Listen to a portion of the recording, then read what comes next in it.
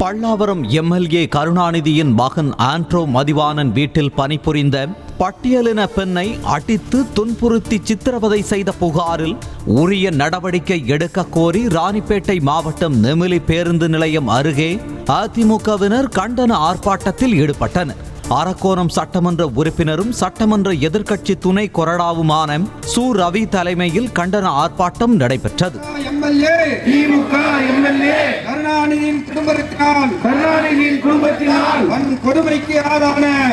இதேபோல் நாகை அவுரித்திடலில் கண்டன ஆர்ப்பாட்டம் நடைபெற்றது.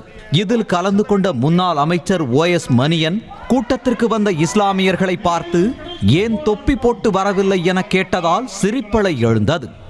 இங்கேயே நம்முடைய சகோதரர்கள்லாம் நிறைய பேர் வந்திருக்கிறாங்க. ஏன் தொப்பி போட்டு அம்மானு. மதுரை மாநகர மாவட்ட அதிமுக செயலாளர் செல்லூர் ராஜு தலைமையில் செல்லூர் 50 அடி ரோட்டில் கண்டன ஆர்ப்பாட்டம் நடைபெற்றது.